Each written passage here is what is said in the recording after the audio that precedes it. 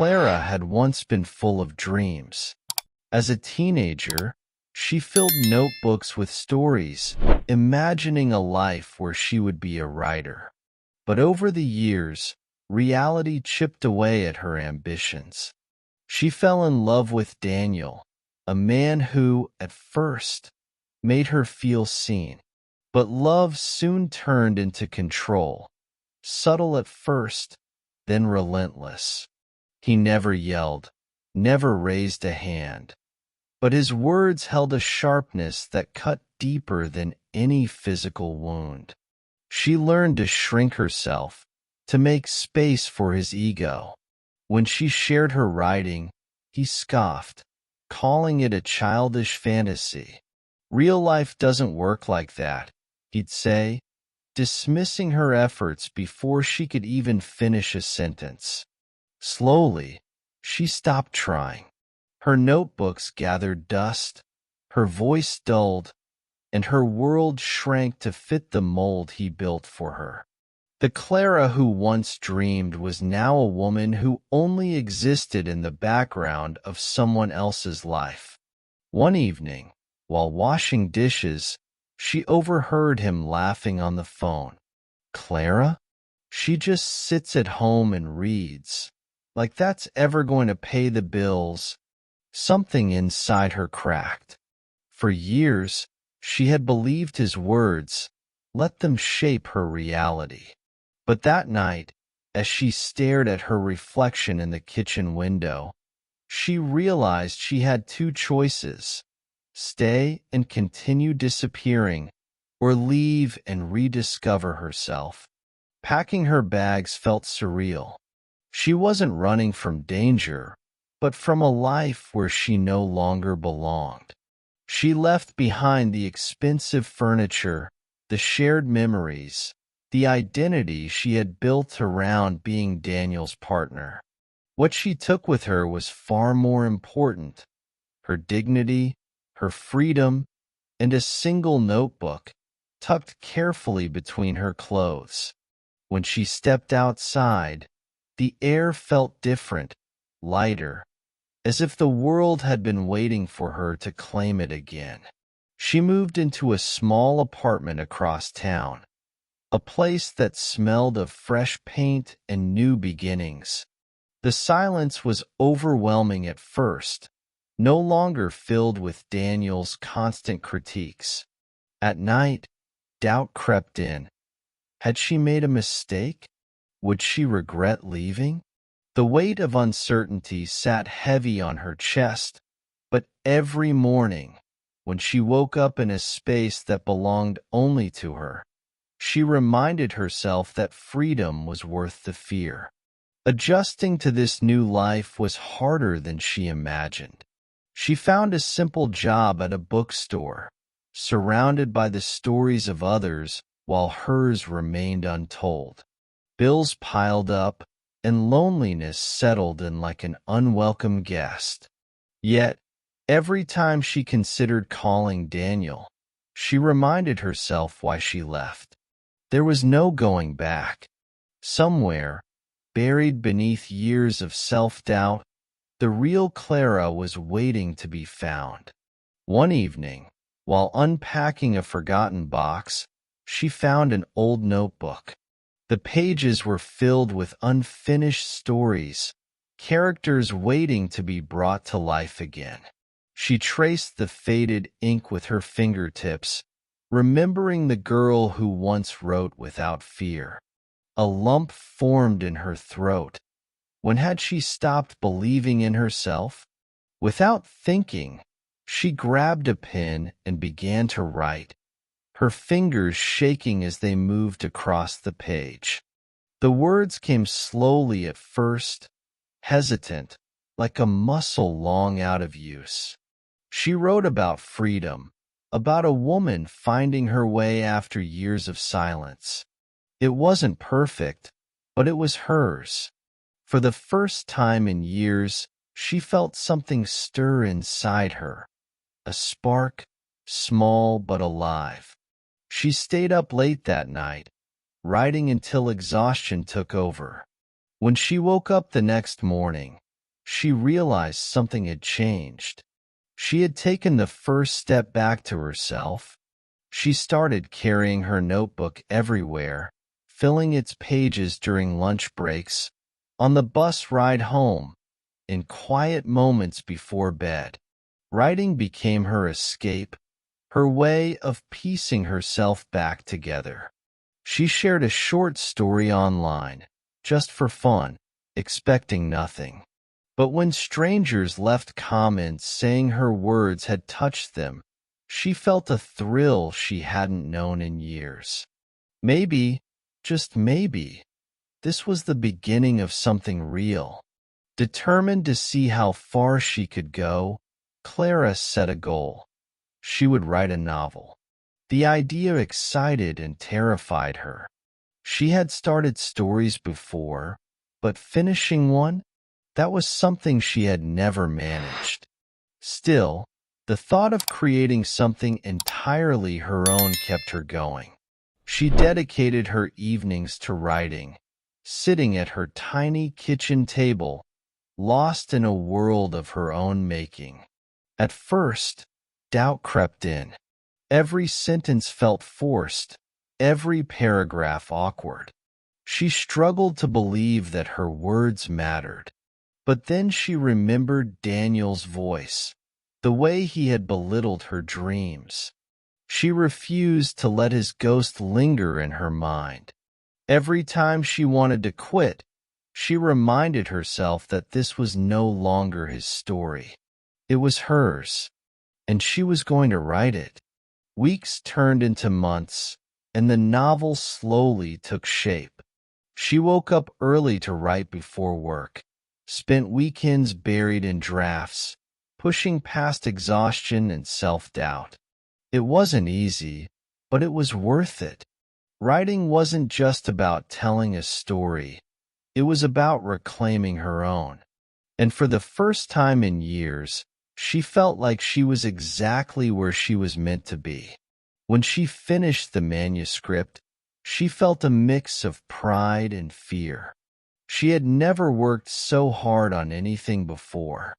With trembling hands, she sent out her first query letter to a publisher. Days turned into weeks, and then the email came. "Thank you for your submission.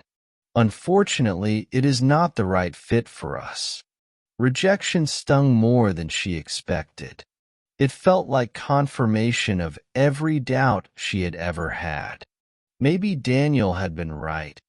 Maybe she wasn't good enough. The temptation to give up was strong, but something inside her refused to let go. She printed the rejection email and pinned it above her desk. It would not be the end of her story. Instead of quitting, she sent out more submissions, refining her manuscript, learning from every critique. She refused to let one rejection, or even a dozen, define her.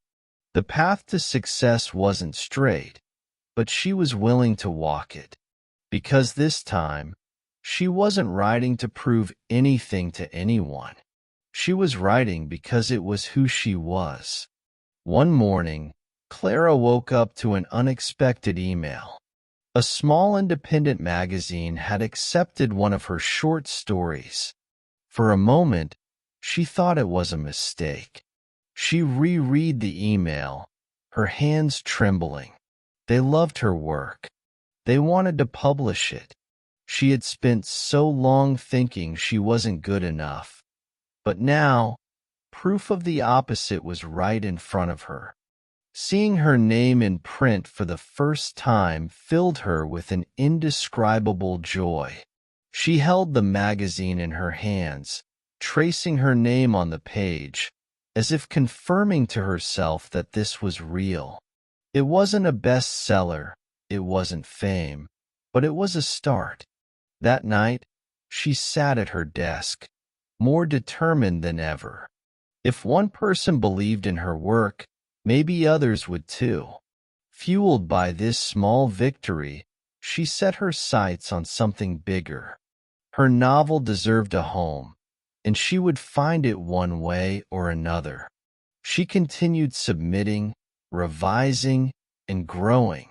Every rejection stung a little less now, because she had something stronger than doubt. She had proof that her words mattered. Writing while working full-time was exhausting. Clara woke up early to squeeze in an hour of writing before heading to the bookstore. At night, she stayed up late, her fingers sore from typing, her eyes burning from lack of sleep. There were days when she questioned if it was worth it, if she was chasing something impossible. Bills piled up, forcing her to take extra shifts. The weight of responsibilities threatened to crush her, but she refused to let go of her dream. On the hardest days, she reminded herself why she started. She wasn't just writing a book. She was proving to herself that she could rebuild her life on her own terms. There were moments of doubt, of exhaustion, of loneliness. But every time she sat down to write, she felt alive. This wasn't just something she wanted to do. It was something she needed to do. And no matter how long it took, she wasn't going to stop. After 2 years of relentless effort, Clara finished her novel. This time, she didn't hesitate. She self-published, taking a leap of faith, putting her story out into the world. At first, sales were slow, but then something unexpected happened. Readers began recommending it to each other. A few positive reviews turned into hundreds. The book started gaining traction. One day, an email arrived from a major publishing house. A literary agent had read her novel and saw its potential. They wanted to offer her a contract. Clara sat in disbelief, staring at the words. This was the moment she had fought for, the moment she had dreamed about since she was a teenager, before life and self-doubt had tried to steal it away. With tears in her eyes, she signed the deal. This wasn't just a win for her as a writer. It was a win for every version of herself that had ever been told she wasn't enough. She had built this life with her own hands, her own words, and no one could take it from her. Success didn't come overnight, but it came steadily. Her book climbed the charts, her name appearing in articles, interviews, and book signings. She traveled to literary events, meeting people who told her that her words had changed their lives. Every handshake, every conversation, was a reminder that she had made it. She still remembered the days of sitting alone in her tiny apartment, doubting herself. Now, people asked her for advice, aspiring writers looking for the same courage she had once needed. She told them the truth. There was no magic formula, no easy path, only persistence, passion, and the refusal to give up. As she stood in a packed bookstore at her first official book signing, she spotted a familiar face in the crowd. Daniel. He lingered in the back, looking at her with an unreadable expression. For a moment, the past tried to creep back in, but she simply smiled, signed another book, and moved forward. He was just another chapter she had outgrown. Years later, Clara sat in her sunlit office, surrounded by shelves filled with books, her books. The life she had built was one she once thought impossible. But now, she knew the truth. Nothing had ever been impossible. She had simply been told it was. She no longer wrote to prove anything to anyone. Writing had become a part of her, as natural as breathing. She still faced challenges, but she met them with the confidence of someone who had fought for her place in the world and won. Every rejection, every hardship had led her here. As she opened her laptop to start her next novel, she felt a quiet kind of joy. Her story wasn't over. It never would be, because the best thing about writing and about life was that as long as you kept going, there was always another chapter waiting to be written.